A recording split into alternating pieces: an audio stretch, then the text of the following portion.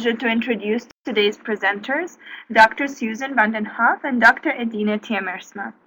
Susan van den Hoff provides technical support to a wide range of international research projects in the field of tuberculosis in several countries including China, Kazakhstan, Brazil, and the Netherlands. She has extensive experience in epidemiological and operational research and in the surveillance of infectious diseases. In 2007, she joined KNCV Tuberculosis Foundation. Edine Tiemersma was trained as a biologist and epidemiologist, and over the past 20 years has gained extensive experience in epidemiological and operational research and in the surveillance of infectious diseases. Since 2008, she works at KNCV Tuberculosis Foundation. And I will now turn you over to Dr. Susan van den Hoff. Thank you. Good day, everybody. Welcome. We are happy that you have joined us on Labor Day, and I will start the presentation now.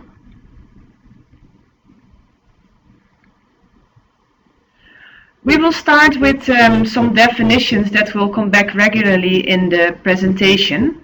First of all, of course, pharmacovigilance, what this webinar is all about. Pharmacovigilance basically is drug safety surveillance, which is beneficial both for the patient and for the program. An adverse event is any unfavorable event which may or may not be related to the drug or drugs provided to a patient, while an adverse drug reaction is an unfavorable reaction to the drug used according to guidelines, and this reaction is thus thought to be related to the drug provided.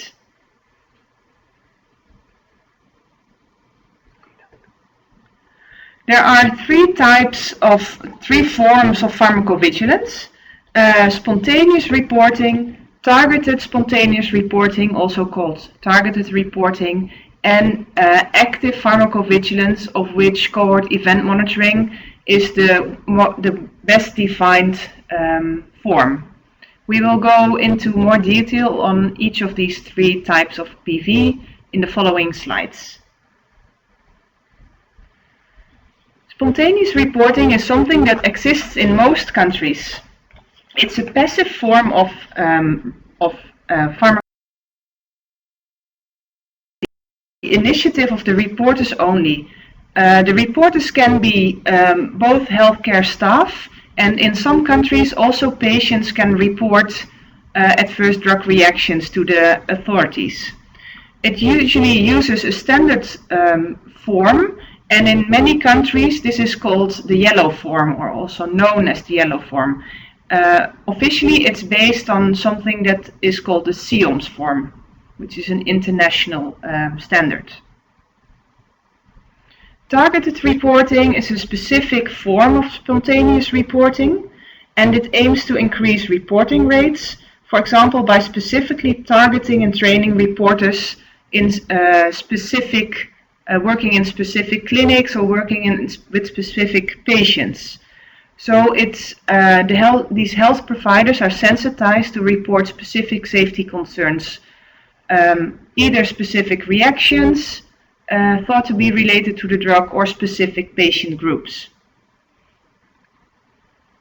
Then we have cohort event monitoring, which is the best defined form of active pharmacovigilance and also is the most comprehensive form of pharmacovigilance. So only in active pharmacovigilance, and thus also in cohort event monitoring, active measures are taken to follow up the patient. It can be compared to a cohort study, so prospective observational study in a group, a well-defined group of patients, the cohort, and which is followed up for all adverse events associated with the drugs provided.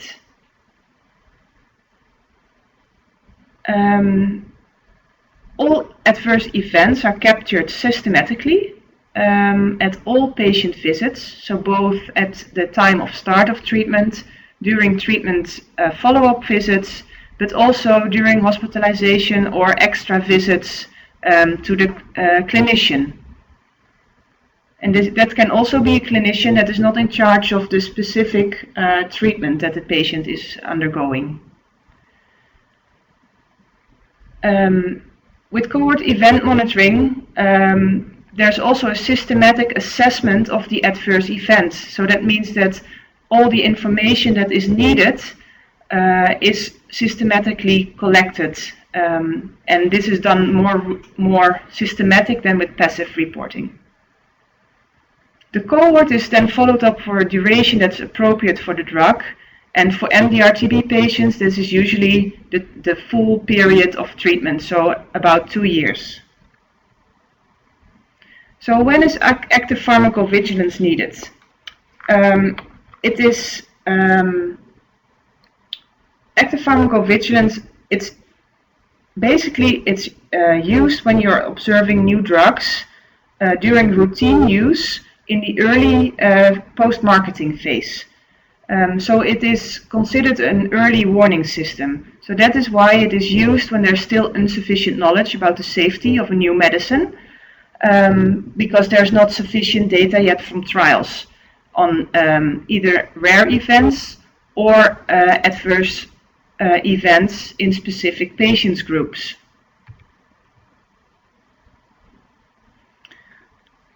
So also when new regimens are introduced that use combinations of medicines that have not been used together, or in the case of bedaquiline, when it is added to a combination of drugs, this is when there needs to be more information on the safety of the combination of drugs provided. And active PV data collection makes it possible to obtain a complete drug safety profile. So you can quantify the risks, so which proportion of patients gets adverse drug reactions or adverse events, and also you can identify specific risk factors for these adverse events in specific patient groups.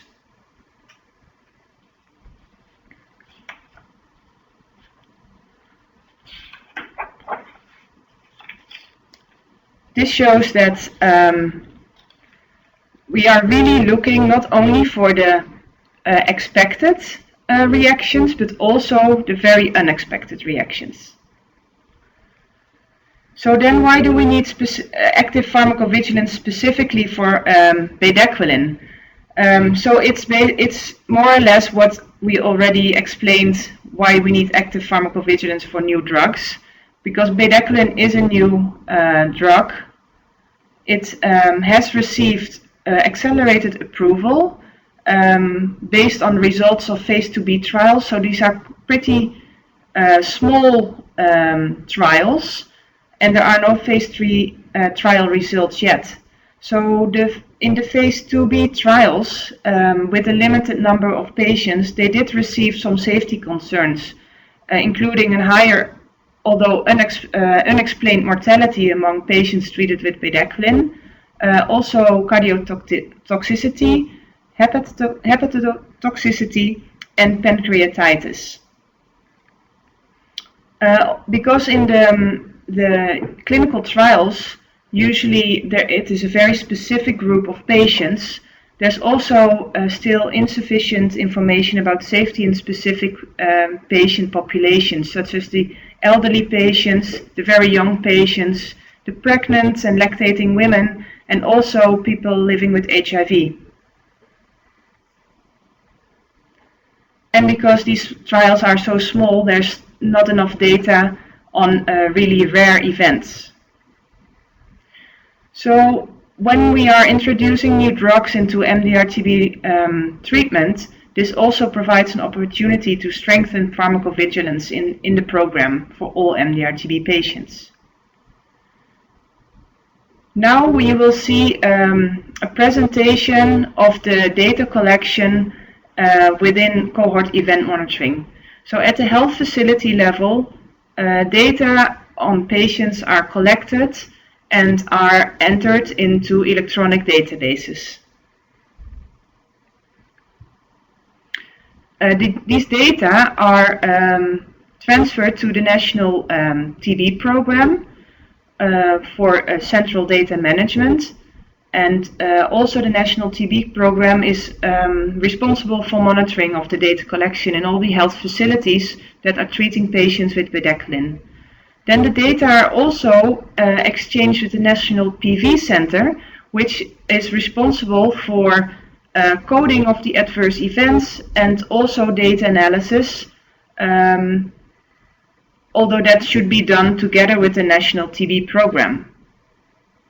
So there we advise that that a national cohort event monitoring committee will be developed in a country that is going to introduce bedaquiline, and that is responsible for oversight of the implementation of pharmacovigilance related to introduction of bedaquiline. So this national CEM committee can be a subcommittee of the technical working group that is overseeing the implementation of bedaquiline in general.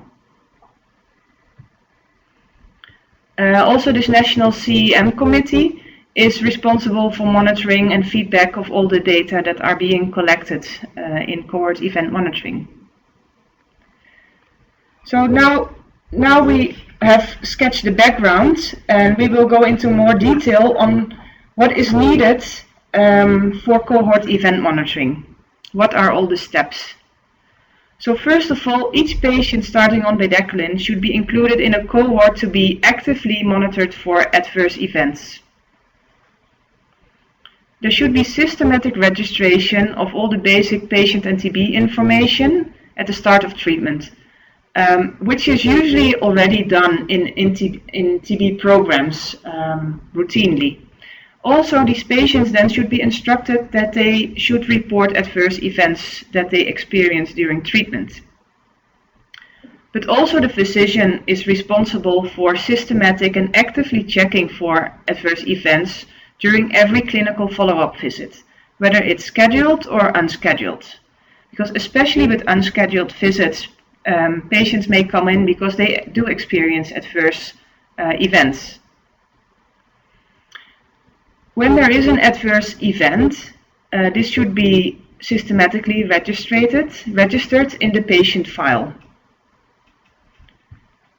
Also, there should be monitoring and supervision of this data collection, because there will be several clinicians involved in treating these patients, and also thus will be involved in data collection. Then all these adverse events should be coded according to an international coding system. Now, this is usually done at the National PV Center, because this expertise is not available at the National TB program. Also at the National PV Center, there will be a Causality assessment of the adverse event. So what is the relationship between the adverse event and the drug?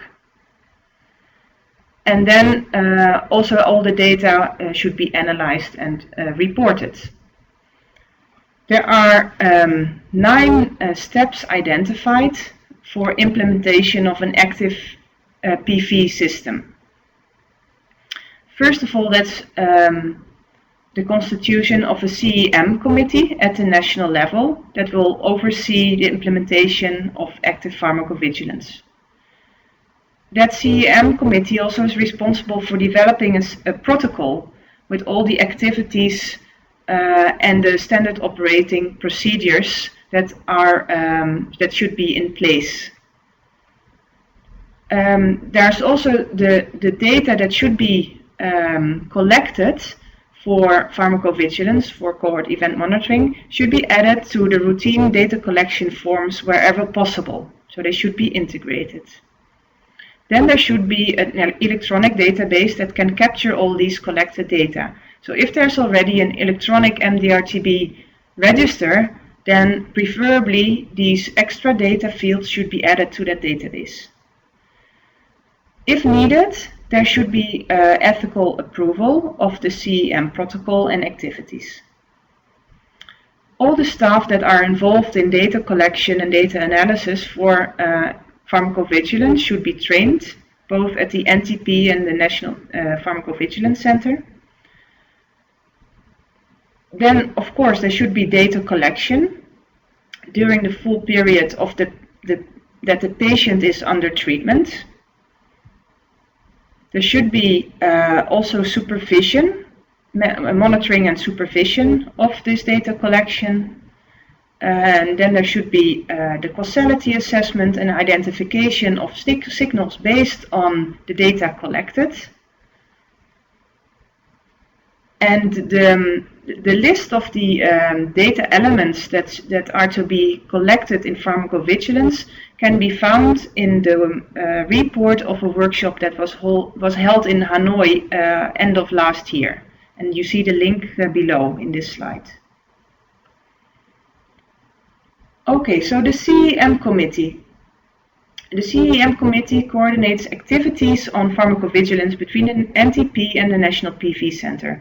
And it should include representatives, therefore, both of the National TB program, because they have expertise on diagnosis and treatment of MDR-TB, also representatives of the National PV Center, who has expertise on adverse event reporting, on the causality assessment, how to assess whether this is an adverse drug reaction or whether the event is not related to the drug, and on how to report these. Also, MDR-TB experts should be involved, so that's also not only from the national level, but also those that are treating the patients at health facilities. And there should be a pharmacovigilance who has expertise in causality assessments. So many national PV centers have pharmacovigilance as staff members, but if they do not, then a separate pharmacovigilance could be included. The CEM protocol that we referred to previously should clearly define the roles and responsibilities and all the activities and staff that are involved in cohort event monitoring. It should describe all the activities, also in standard operating procedures, that are easy to use in practice. And these activities are the data collection, both at facility level, at national level, at NTP, and national level at the National PV Center, how the data will be entered, how the data collection will be monitored, and also the data entry, all data management procedures, both at the health facility level and the national level, how causality assessment will be arranged, and how often, for example, how data analysis will be done, and how often, how signals will be identified and managed and communicated, and overall feedback and reporting of all the data collected. So now I will hand over to my colleague Edine for the rest of the presentation. Thank you, Susan.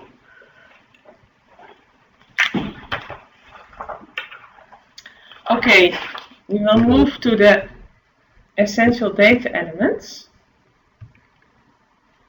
So essential data elements are those data that need to be collected in the scope of pharmacovigilance project. So just to ensure the continuity and completeness of these data, preferably these should be collected within the routine treatment program. And therefore, preferably these should be added to the existing PNDT forms and the patient cards. Data will be collected at different points in time. First of all, baseline data will be collected during the treatment initiation visit. And this is the visit that the patient is started on the new drug, bedaquiline in this case. Follow-up data will be collected at the scheduled follow-up visits. And these are usually at least monthly in the intensive phase of treatment and then quarterly in the continuation phase. And that depends really on the routine PNDT program available in the country. Also, follow-up data needs to be collected at any in-between visit, so the non-scheduled visits. As Susan already pointed out, a patient may come in between because of an adverse event, and then it's important to record this. So I just wanted to stress that data will be collected at different points in time, but it is not really needed to collect these data every day.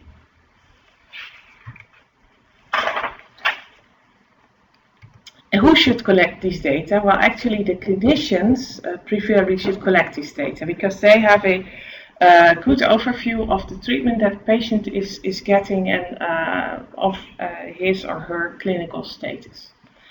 The data that needs to be collected is, of course, some information about the facility, and in routine cards and forms, this information is usually already available.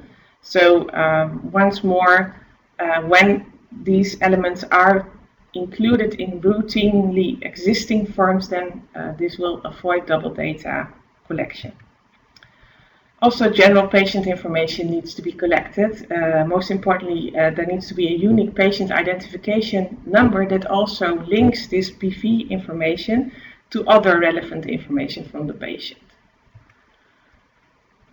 The information that needs to be collected at baseline, so at start of treatment, is the clinical condition of the patient, any relevant comorbidities such as HIV, co-infection, or diabetes, etc. Also information about the TB disease itself, like the type of TB, the drug susceptibility pattern, etc. should be collected. Also relevant risk factors should be recorded, and you can think of, for example, alcohol misuse, smoking, homelessness, etc. During follow-up, any changes in clinical condition need to be recorded. Also, changes in comorbidities and in other relevant risk factors need to be recorded, as well as changes in the TB treatment, and of course, information about the adverse events. What is also important to record is, of course, pregnancy or lactation and any changes therein. At the end of follow-up, which is usually at the end of treatment, the treatment outcome data need to be collected. Just for bedaquiline, it is, although it's only given in the first 24 weeks of treatment, it is important to realize that the drug half-life is 6 months.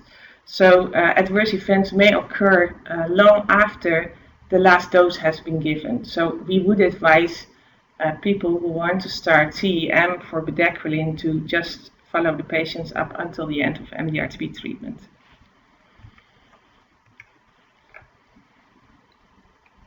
Well, the information about adverse events, I would like to go a little bit more into detail for this one. The type of event should be described in text, and it is best to give a very clear and lengthy description of the event, because information is needed to do the causality assessment in the end by the National PV Center. So any underlying comorbidity or any relationship with patient behavior that may be relevant for this should also be recorded. The date of the onset of the event is important for causality assessment as well. The severity of the adverse event should be recorded, and this can be done using existing grading systems. I will show you some examples later on. The seriousness of the adverse event is also important to record. We would also advise the clinician to record the action taken to treat the adverse event and the outcome of the adverse event. Not being done by the clinician but by the PV center is the causality assessment results, and these should be included in the database in the end. Severity and seriousness are sometimes easily exchanged, but in pharmacovigilance these are not the same. Seriousness is based on the outcome of the adverse event and is actually quite clearly defined. Let me see. Yeah. So it's actually well-defined criteria. It's a serious event is an event that causes death, disability. It provokes hospitalization or it prolongs hospitalization. It results in congenital anomalies, or it results in a life-threatening situation. Severity is actually based on the intensity of the adverse event. So you could say it is the impact on the patient's functioning in daily life. And severity is usually assessed using existing grading tables. Well, these tables, there are several examples I will show you in the next slide. Usually events are graded as mild, moderate, severe, life-threatening, and then of course a life-threatening event is both severe and serious.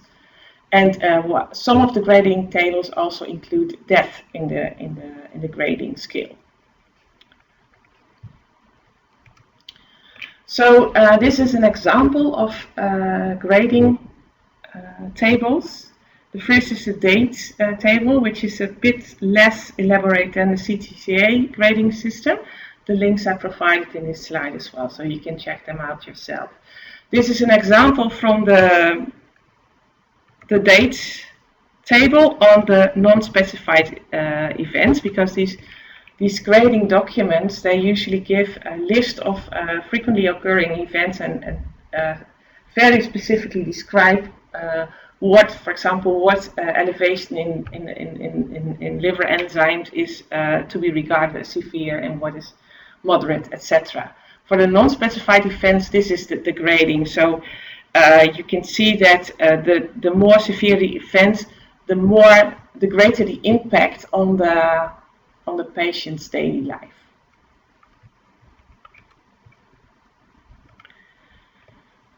Then, as Susan already told you, it is advised to enter all the data collected into an electronic database. And again, to ensure the continuity and the completeness of the data, preferably these data are to be entered into existing electronic recording and reporting systems. And this could be, for example, ETB Manager if that is used in the routine PMDT program. But there are also countries that use their own custom-made programs. For those programs, it's important to realize that they may need adaptation of the adverse events module. Because, for example, in ETB Manager, the module is not so elaborate, and it does not include all these essential data elements that we just briefly discussed with you. Ethical approval, that depends a bit on the national requirements, but we think it is important to realize that the PV activities that we describe should be considered as a standard patient care, because in the end it will improve the patient safety. So we consider ethical approval not really necessary, and we think this is also the case in most countries. However, all MDR-TB patients receiving bedaquiline should provide written informed consent, and this is also included in the guidance by WHO as a requirement.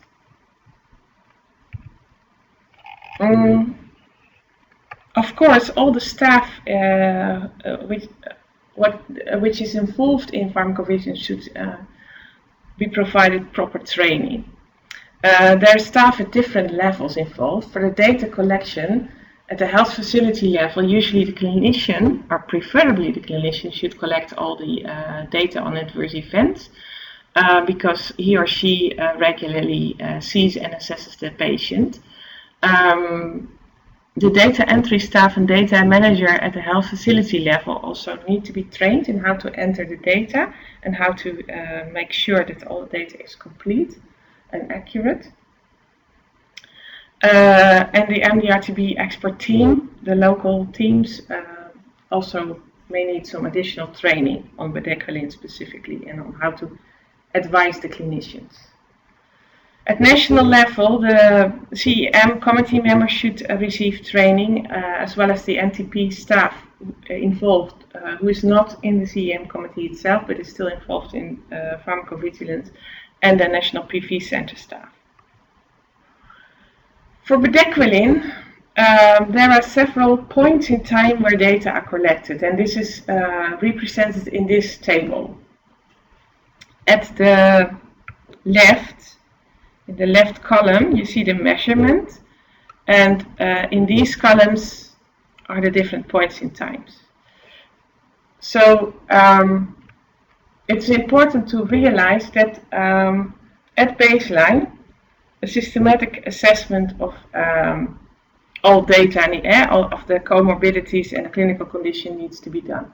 Also, some laboratory tests, measurements need to be done at baseline, like liver function tests, etc. And an ECG is very important for bedaquiline. So these tests are actually all necessary for patients who will be receiving bedaquiline. At week 2, only an ECG is necessary, and then some tests need to be repeated, and some tests only need to be done at baseline. Some tests may only be repeated if the patient has specific symptoms, and these are included in the right column of this table.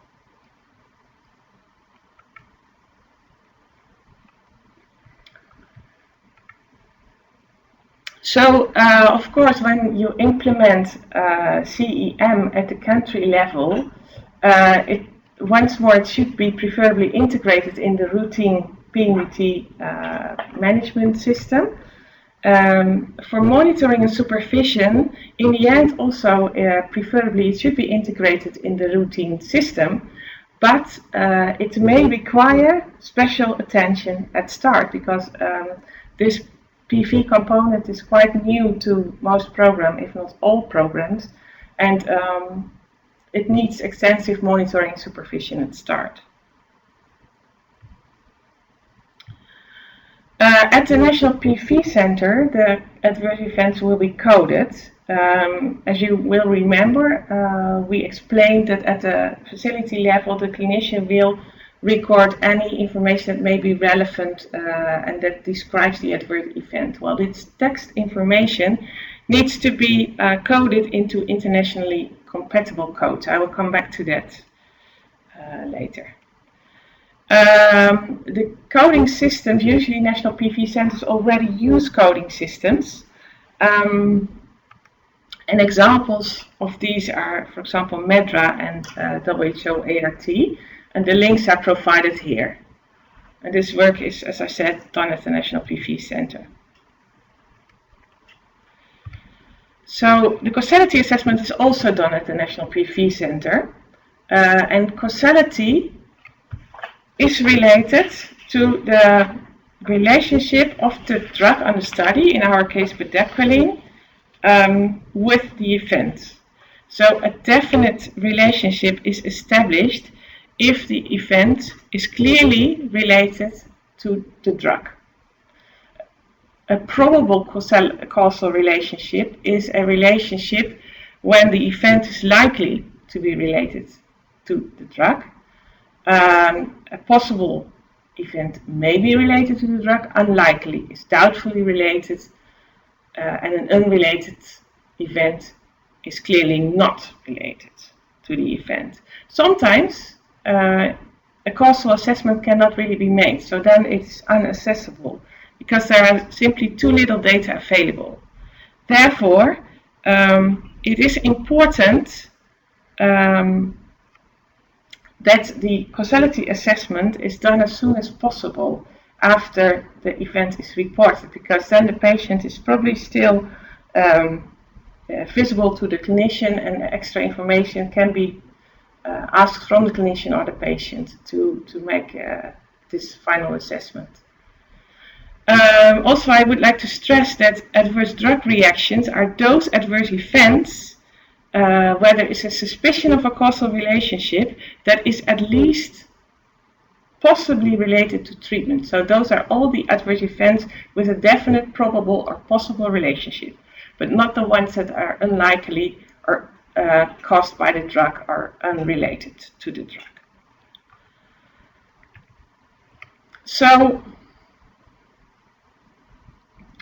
this is a schedule showing you the different steps that are usually done in causality assessment.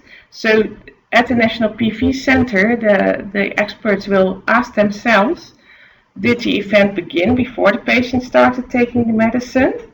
Is the duration of the drug, the use of the drug to the onset of the event plausible? Or is there any other possible cause, for example, an underlying illness or other medication? And what is the response if the drug is withdrawn? So that is also called de-challenge. And is there any response if there is re-challenge? Well, for an event, adverse event that is certainly related with the drug, this re-challenge is very important. So that is actually indicated here. If no re-challenge is done, an adverse event can never be certainly related to the drug of interest. So if no re-challenge is done, the most strong causal relationship is a probable relationship.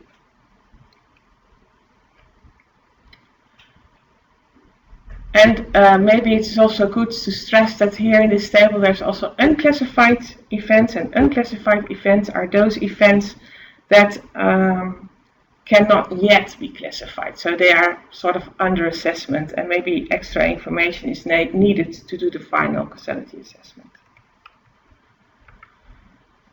So then data analysis.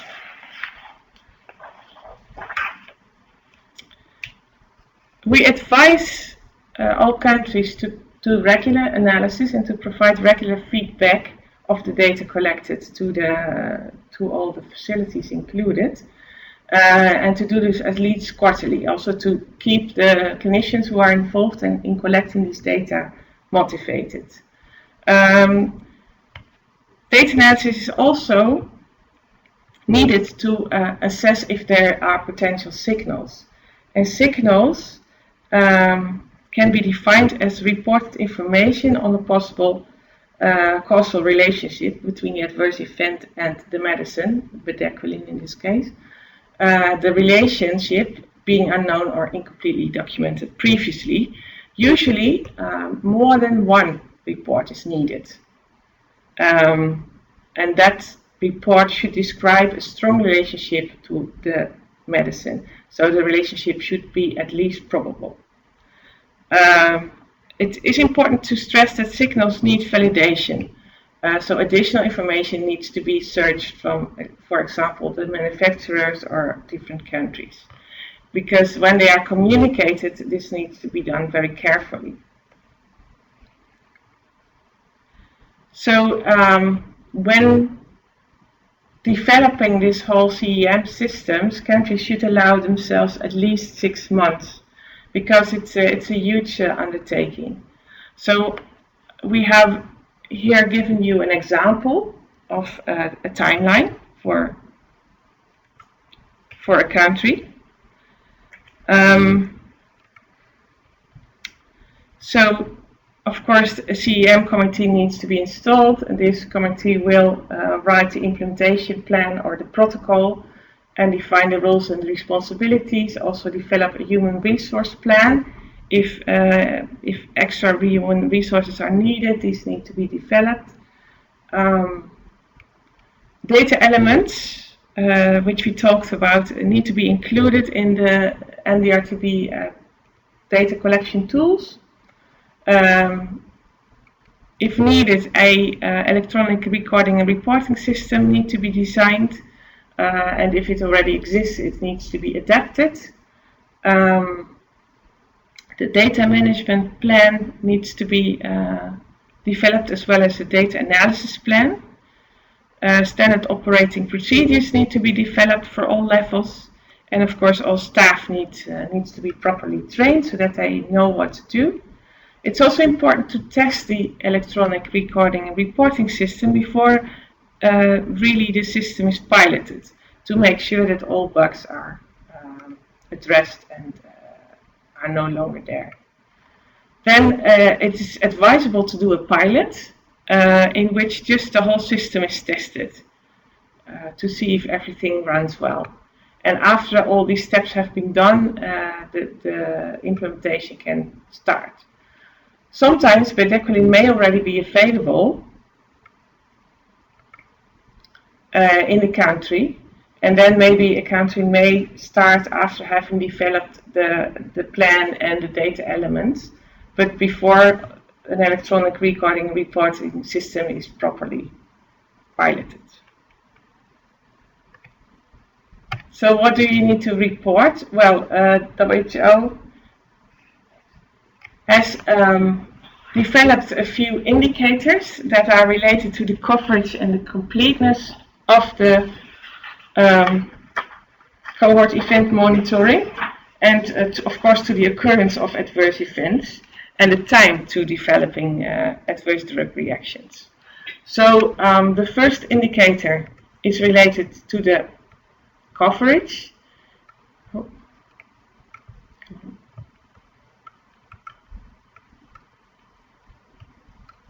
I can't get the pointer working anymore, but so in the first row it says MDR-TB patients on bedaquiline included in the cohort event monitoring. It is also important to see the time to stopping the drug, the bedaquiline drug. The occurrence of serious adverse events is important. And of course the frequency of bedaquiline associated adverse drug reactions, and the time to development of these adverse drug reactions.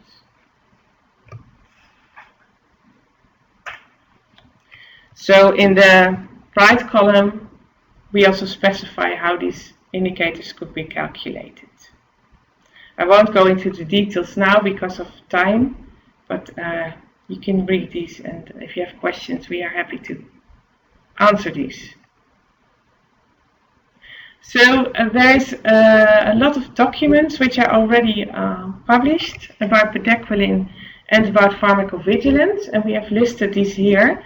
There's also a document with frequently asked questions developed by the WHO, which we did not include on this slide, but we'll see if we can still incorporate this, so that you still know where to find the link.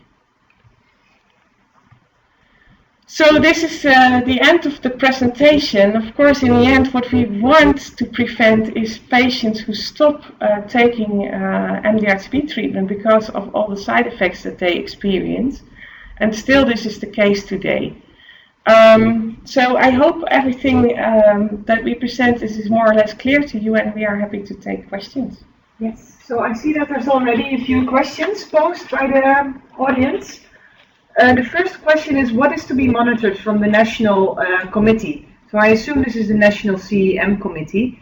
The CEM committee is really responsible for overseeing all the aspects related to CEM. So both the preparations, the data collection, the data entry, data management, but also the causality assessment and the data analysis and reporting. Also, they should be involved in communication of the results that are found from the CEM. The second question is, what supranational center on PV should be linked with countries from Europe? So there's one WHO collaborating center in Sweden, in Uppsala, that is collecting all the adverse drug reaction data from national PV centers in all countries in the world. So it's there are more collaborating centers, but this one is specifically getting all this information from national PV centers. It's usually reported in a system called VGFlow, which is available at the national PV centers. The third question is how the speakers see the integration of PV in existing electronic registers. I think the word integrated already says it. Ideally, the PV data elements that are collected should be integrated into the existing electronic registers. So ideally, it's a relational database where, in case there are adverse events, more data are registered on this adverse event, including the causality assessment.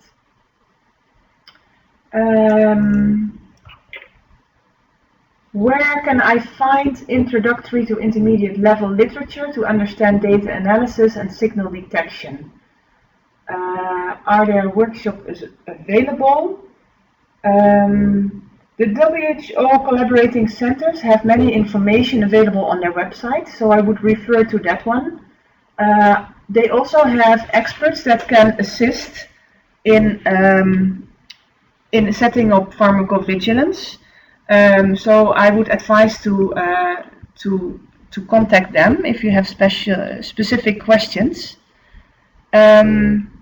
There's also a guideline on the use of statistical signal detection methods.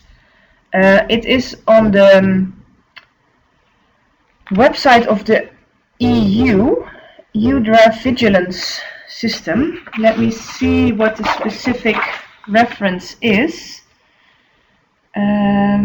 It's from the EMA, the European Medicines Agency. Yeah. And we can provide you with a link to that document. Yes, if you want. Yeah.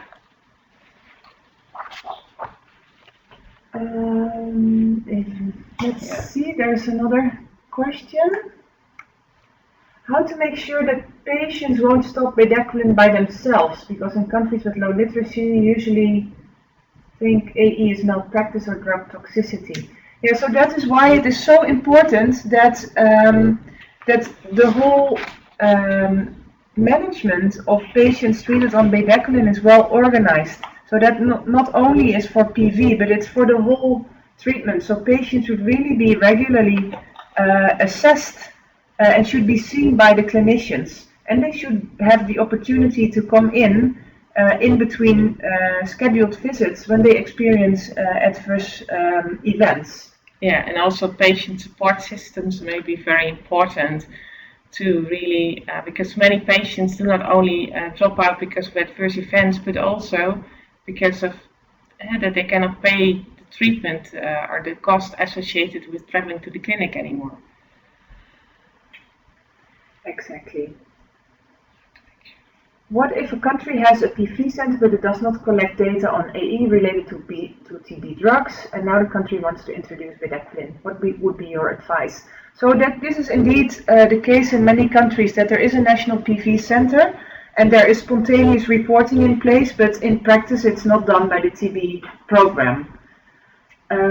So in that case, it is very important that the national TB program collaborates with the national PV center, because the National PV Center has the experience and the expertise of the causality assessment, but may not have the expertise on specific drug reactions related to TB drugs. So that is why the NTP and the National PV Center really need to discuss and work together, so that the NTP is informed about how pharmacovigilance can be implemented, and the Pharmacovigilance Center is trained in adverse drug reactions specific to TB drugs. One question or a request: would you please put all related reference on the presentation, because there's a lot of things to catch up. Yes, so we already put quite some references in, but we have some more references. We should also say that we are finalizing a document on with guidance on how to implement cohort event monitoring related to bedaquiline, and in that document all the references are included, and we hope to to share that with you very shortly. The next question is for Edina. Yeah, and it says that, because I just said that patient support systems are important, I think.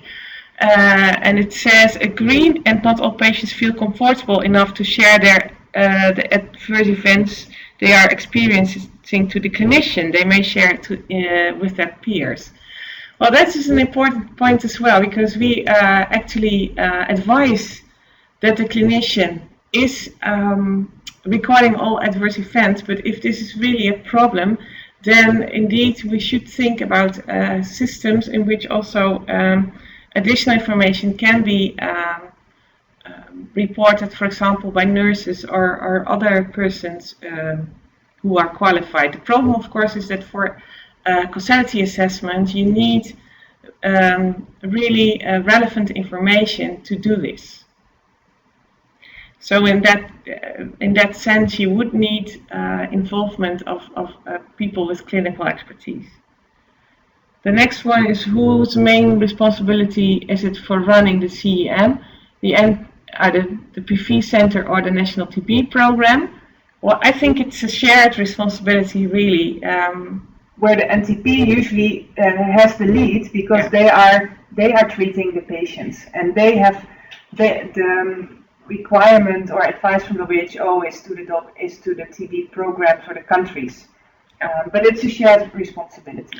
Yeah, and what we advise in the guidance that we are now writing is that the NTP and the National PV Center together set up the CEM committee, but in the end, in the long run, the NTP is responsible for the data collection and data management, but the PV Center is responsible for all aspects concerning causality assessment, etc. So indeed, the initiative lies with the NTP at this point, but the National Pharmacovigilance Center should be involved from the start. The next question is, the remark is that the talk focuses mostly on bedaquiline, but this person assumes that CEM is also desirable for other new drugs like the laminate, and we fully agree. We have written this presentation and also this guidance document because bedaquiline was the first drug that had an interim guidance from WHO, but all the principles and all the activities are exactly the same for other drugs like the laminate or for 9-month regimens. The only difference may be that you would need additional or other measurements. So for bedaquiline, for example, the QTc interval is a very important indicator, but for the laminate it may be something else. Exactly. Yeah. The next is, I assume bedaquiline is about to undergo phase 3 study. Yes, the phase 3 study is already ongoing. Is it wise to do pharmacovigilance? Yes, well, actually, it is a requirement. So the FDA and the EMA have given conditional approval of the drug, and also WHO has given conditional guidance on this, but they require that pharmacovigilance is being done. And of course, there are patients who have no other options than the new drugs, and especially for these patients, it is good that there is a drug available like bedaquiline, which can be also provided under the compassionate use criteria. So resistance monitoring, is it part of pharmacovigilance?